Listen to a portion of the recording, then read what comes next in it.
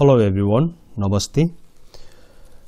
Let's see very short but important lesson. I have found lots of students confused in the use of was and had. उहाँहरुले के भन्नुहुन्छ भन्दा was भनेको थियो भनेर मैले पढेको हो सर, तर मैले प्रयोग गर्दा मिलेन भन्नुहुन्छ। कस्तोमा मिलेन भन्दाखेरि रामले केही किताबहरू बोकेको थियो। रामले केही किताबहरू बोकेको थियो लेखेलाई मैले अंग्रेजी बनाएको was प्रयोग गरेको थिए, बिग्रियो भन्नुहुन्छ। यो was को थियो नै हो। अनि त्यो सेन्टेन्समा चाहिँ के रहेछ त भन्दाखेरि चाहिँ उहाँहरुले भन्नुहुन्छ कि त्यसमा त Ram had carried some books रहेछ। मैले was लेखेको थिए, भएन भन्नुहुन्छ। अब had पनि थियो नै हो त भनेर सोध्नुहुन्छ। अनि had बाट पनि थियो आउँछ, was बाट पनि थियो आउँछ।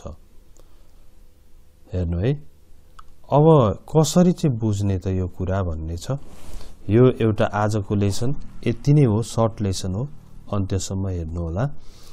was भनेको पनि थियो, had भनेको पनि थियो, तर was यो was चाहिँ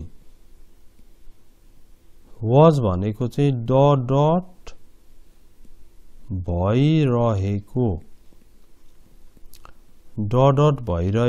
थियो भनेको चाहिँ was हो नै, तर had भनेको पनि थियो त थियो नै हो, तर डट भएको थियो। यति दोडा कुरा हेर्नुहोस्। was भनेको पनि थियो, had भनेको पनि थियो, तर was भनेको चाहिँ के रहेछ भन्दा यस्तो कुरा भइरहेको थियो, यस्तो कार्य भइरहेको थियो भन्ने चाहिँ was रहेछ। अनि had पनि थियो त थियो नै हो, तर कस्तो रहेछ भन्दाखेरि चाहिँ यस्तो काम भएको थियो भन्ने चाहिँ had रहेछ।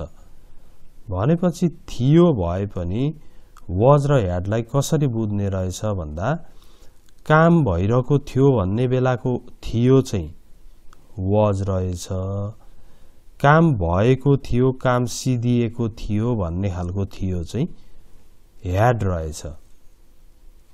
त्यही भएर चाहिँ जस्तो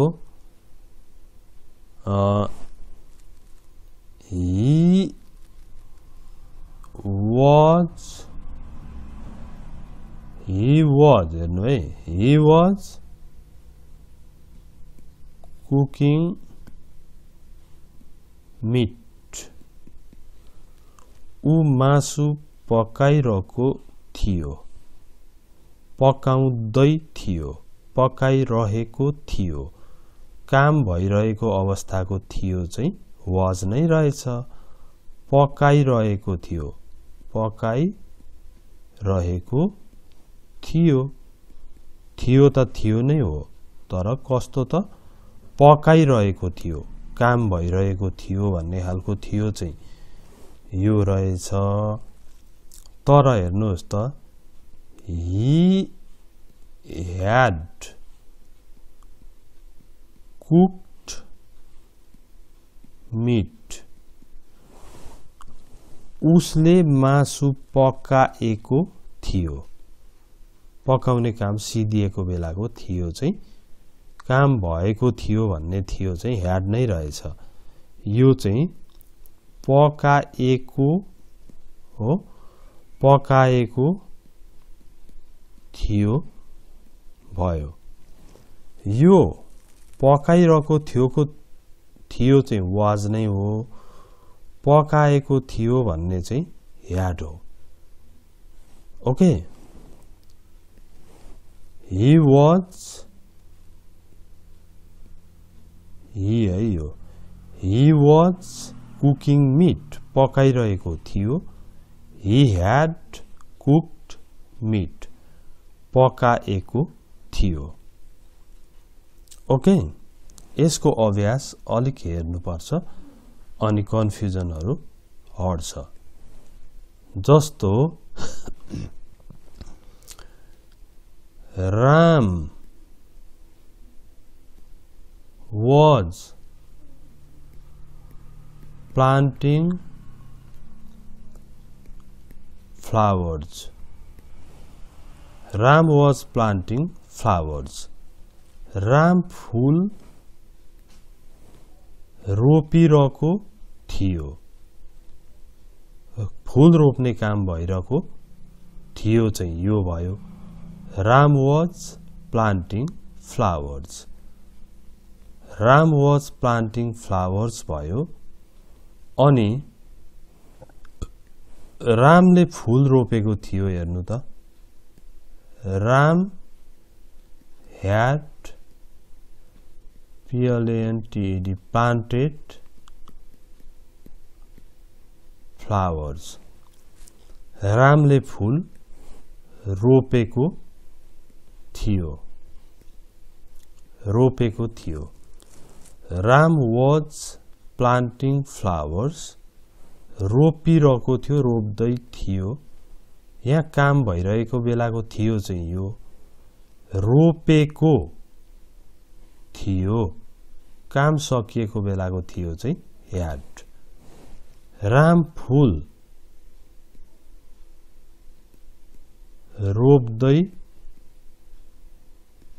थियो रामले फूल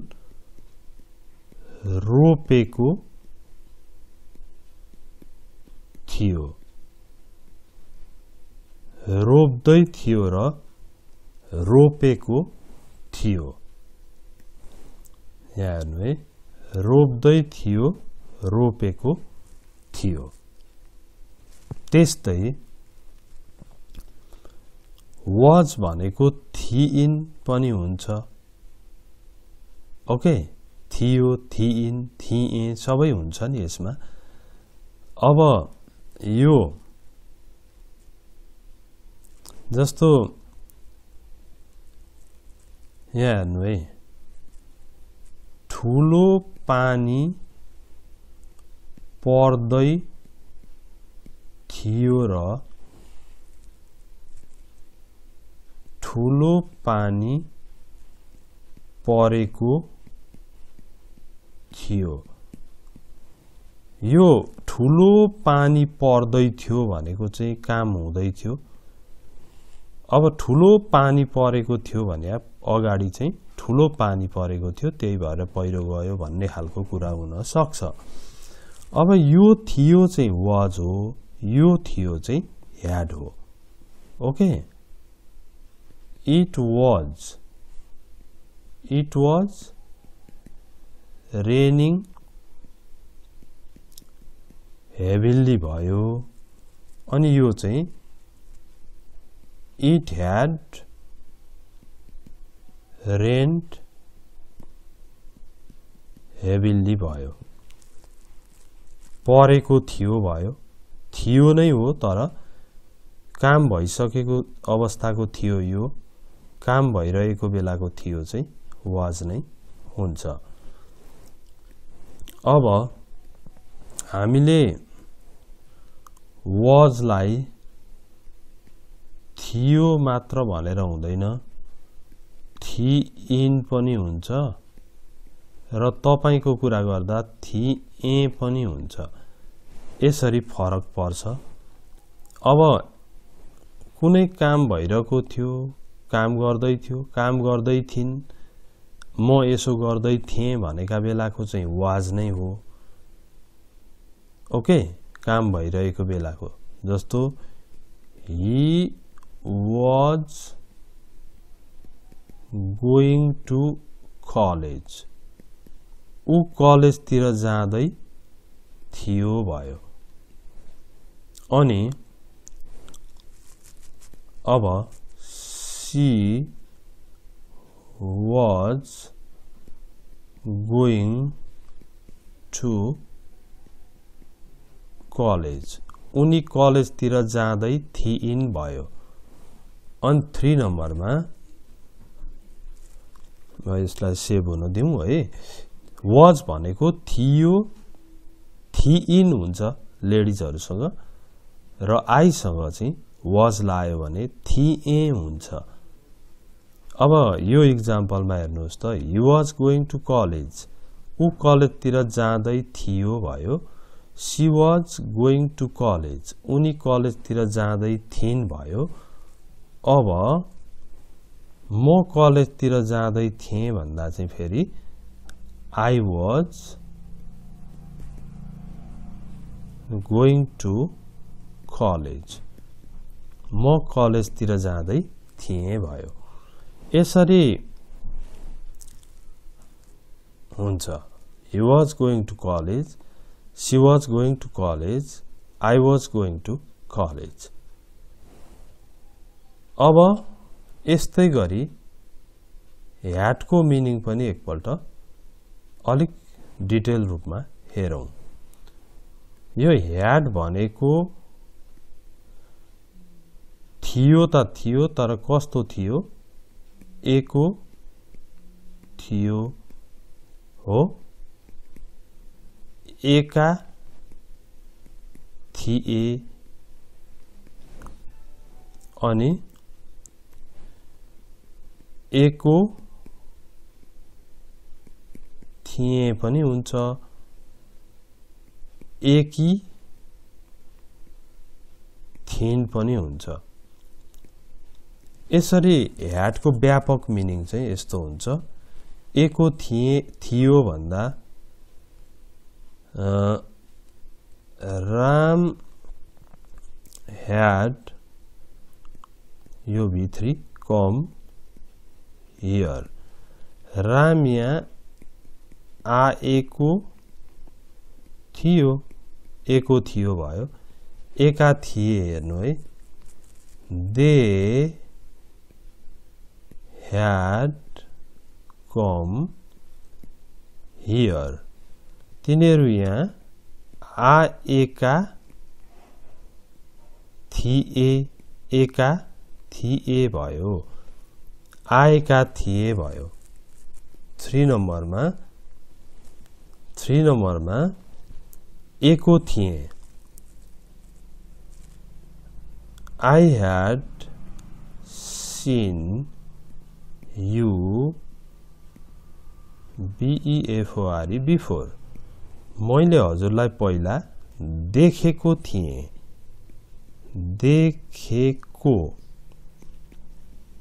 देखेको थिएँ। अनि नम्बर 4 मा हेर्नुहोस् त एकी थिइन्। Rita